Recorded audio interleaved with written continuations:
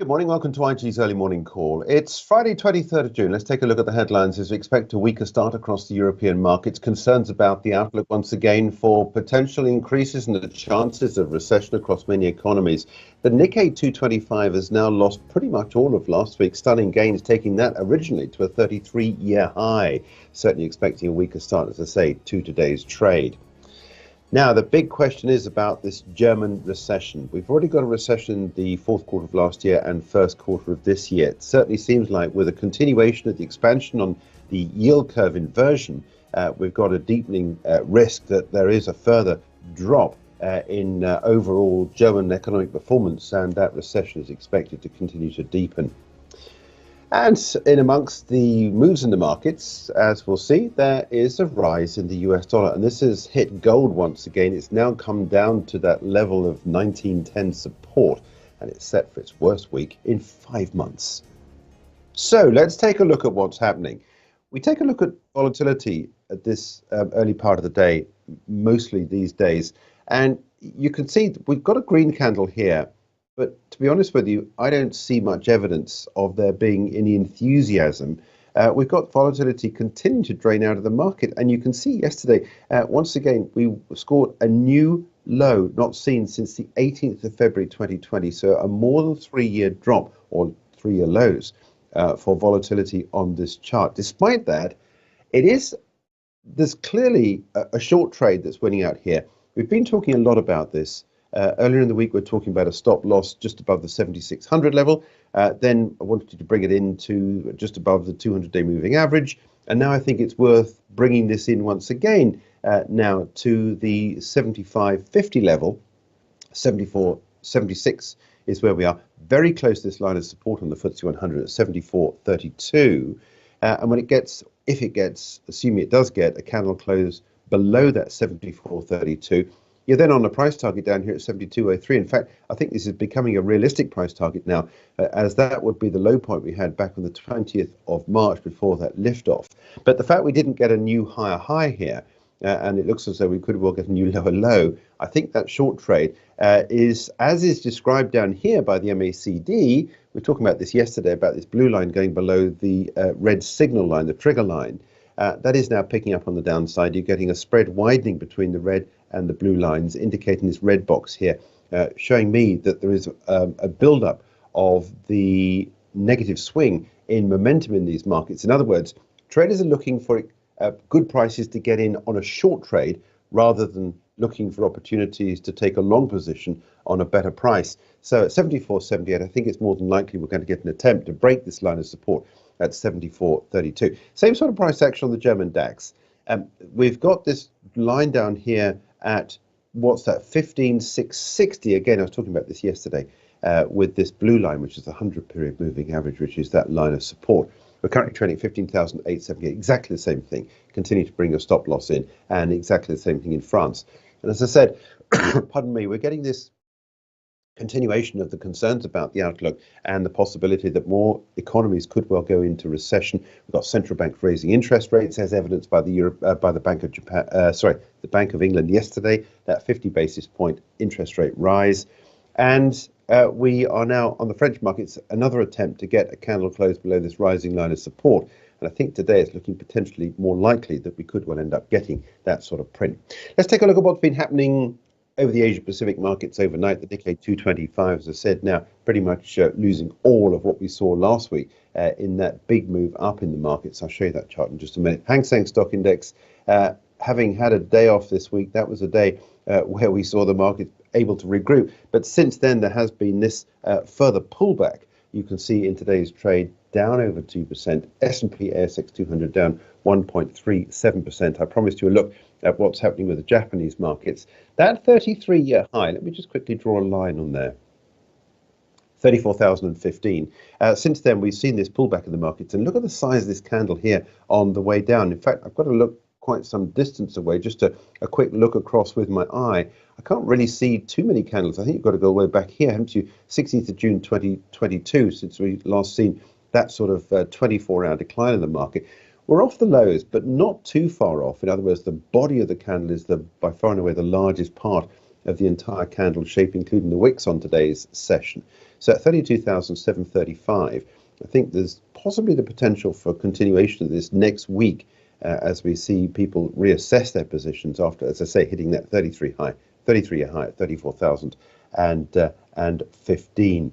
So that's where things are there at the moment. Stay on the charts because I want to show you what's been happening if I go into the Hong Kong markets, because we've got that big drop in the session in today's trade for the Hong Kong 50 as it is on the IG platform, trading well below the 200-day moving average now. In amongst the mix on the Hang Seng Stock Index today, Cathay Pacific Airways forecast its first half-year profit on the back of a strong demand and a rebound in travel demand. This follows 3 years of record losses when the company had to park much of its fleet. But like a lot of the indices on the session today, we've got declines. Cathay Pacific is a company which trades on the Hong Kong Hang Seng stock market. This is one of the trends that's beaten the downward session.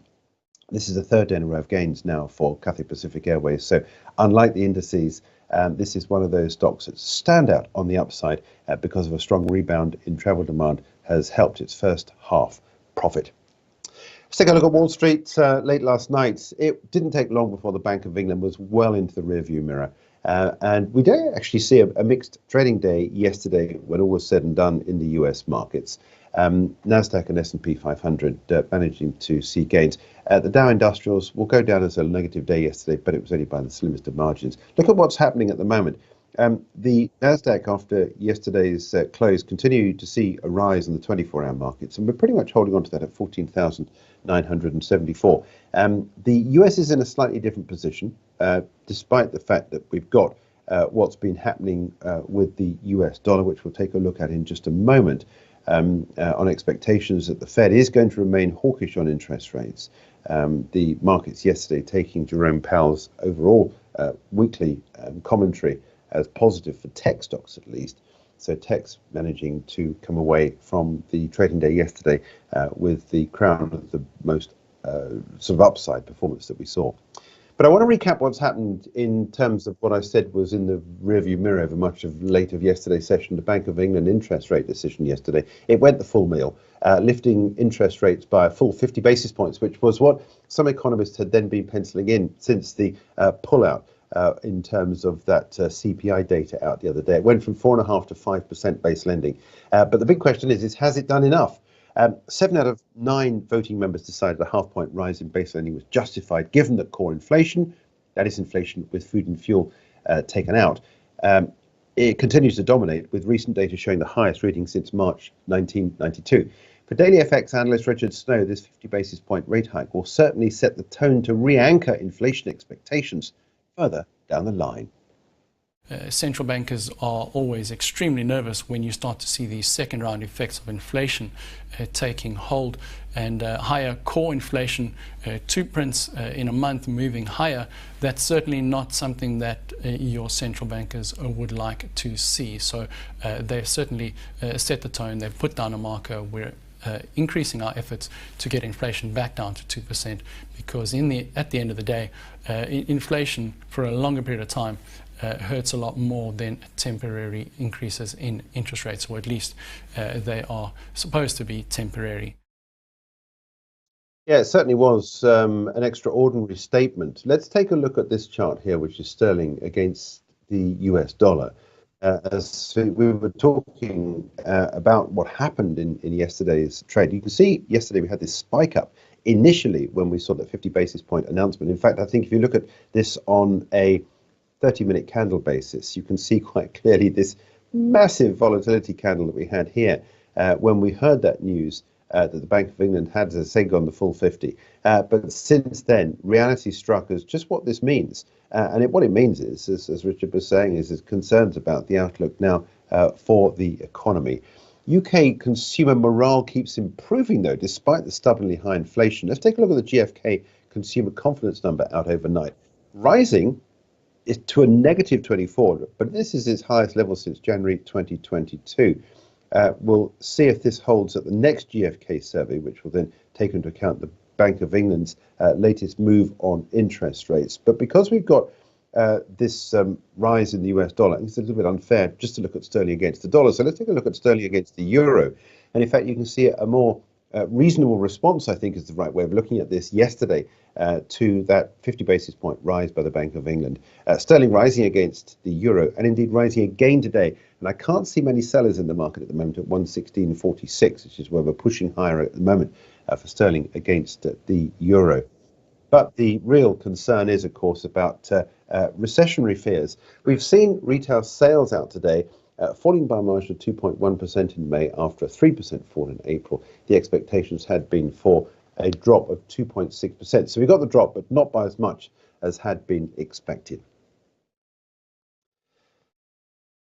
Price pressures are broadening in the Japanese economy. We've seen some numbers out today for consumer price inflation. The headline CPI falling to 3.2% year on year, and core CPI, excluding fresh food but including energy items, rising 3.2%, now above the central bank's 2% target for a 14th consecutive month. Now, this core number is bugging a lot of economies around the world. It is continuing either to rise or hold steady. The Bank of Japan's key gauge, the so-called core index, that excludes both fresh food and fuel, accelerated to 4.3% in May. That's a rate not seen since June 1981. I want to show you what's been going on with the Japanese yen. As we've been hearing today, the US dollar is winning out, and the Japanese yen is trading at a 7-month low. This is the dollar rising against that weaker Japanese yen. At its next meeting in July, the Bank of Japan is now widely expected to revise up its inflation forecasts. In its last projections made in April, the Bank of Japan expected core consumer inflation to hit 1.8% in the current fiscal year ending March 2024.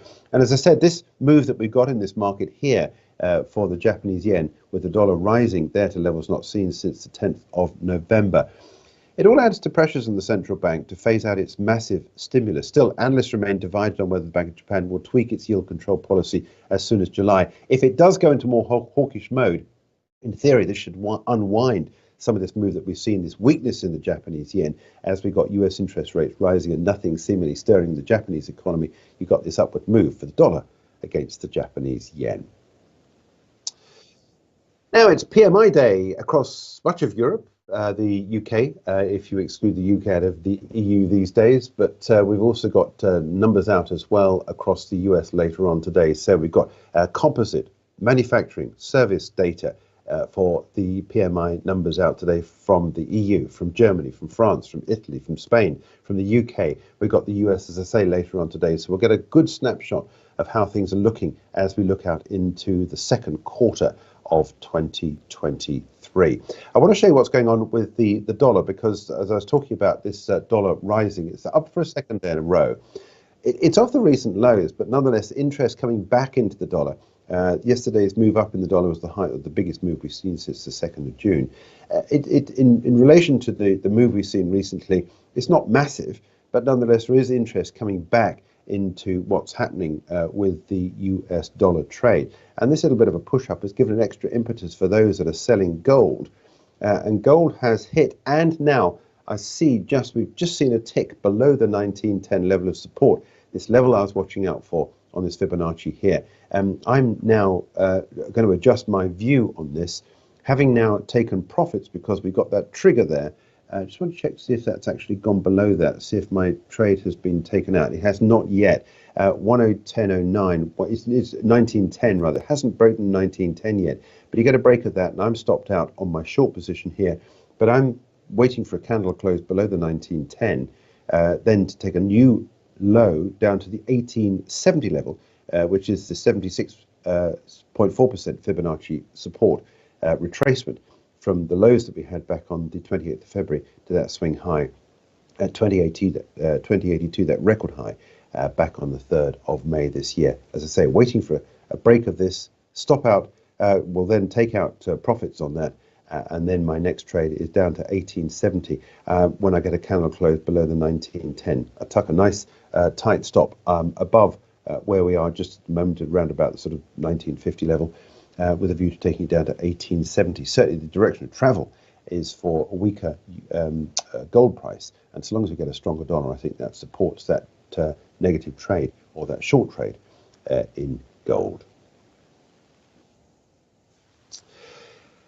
Now, let's take a look at a risk event for next week, with central banks remaining very much center of attention. Let's take a look at what's happening with the German DAX and this yield curve inversion that we've got, the deepening, the widening of the spread between the 2s to 10s. Throughout next week, several macroeconomic indicators for me will be the risk events to watch out for the German index. Let's take a quick snapshot of where we are in terms of some of the headlines to watch out for. Starting on Monday, the IFO business climate expected to marginally fall in June to 91.5. Now, if we see a continuation of the downdraft in the confidence and the potential for further recession in Germany, I suspect there could well be the risk on the downside to much of this data out next week. Wednesday, GfK consumer confidence forecast at a negative 23 in July, up from a negative 24.2 in June. Could we see that as well come through, with consumers really concerned about what's going on in the German economy with that recession over the Q4, Q1 period? Thursday, June consumer prices. Headline CPI growth expected to decelerate to 5.8% from 6.1% in May. And finally, on Friday, retail sales for the month of May anticipated to fall by 3.4% year on year. I think when you consider the recent direction of travel on the German DAX, I think there's the potential for further downside to go here. You can see this rise that we've had there since, what was that, October last year, 39.1%. So well into bull market and taking us up to that record high that we had on the German DAX. But it is unwinding, and short trade has won out this week. It's always better, I think, perhaps maybe to wait for a few trading days before you understand the direction of travel in the market. The only thing I'd say is that perhaps maybe possibly we should be waiting for a break on this sort of fib area of support. In fact, we've got that first break of the 61.8%. If you get a break of the 15,817, I suspect technically we should then be taking a short trade all the way on then down to the 15,624, which would be the total retracement of this little move here. And then if next week we do see supporting evidence to suggest the German economy is weakening further, not only will we get this 15,624 met, potentially we could well end up then seeing the next line of support all the way down here, which is the next real drop zone of support we've got at 14,458. So short trade at the moment. If you are short on this at 15,870, your stop goes in this area up here just over the 16,000 level.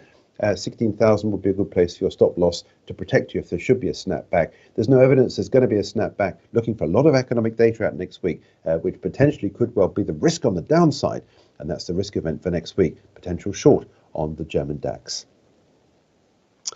Now, let's move on to take a look at what's happening in terms of some of the corporates to watch out for today. Just one company I wanted to headline. It's not a massively traded stock, but it is the stock of Hotel Chocolat. This is the high street retailer which majors in everything chocolate. I'm sure you've been in the shop. It's not looking good. Let's take a look at the share price chart, because I think we could well potentially get a risk of what we saw this time last year. I want to show you this in the context of that. It was a near 40% fall, I think, at that point there on the market for this market that we saw last year.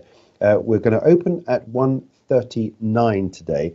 This is the latest quarterly trading update from the company. Progress achieved on cost-based efficiencies, according to the business, but that masked the real news. The company said the positive effect of this will now happen later on in the year than initially anticipated. As a result, the group says it now expects to deliver an underlying marginal loss before tax for fiscal 2023. Whilst we've got the cash in hand at 19 million, which is not a lot, zero debt. For full year 24, the group says it expects sales and underlying pre-tax profit to be lower than current market expectations due to ongoing weakness in consumer sentiment and continuing inflationary pressures.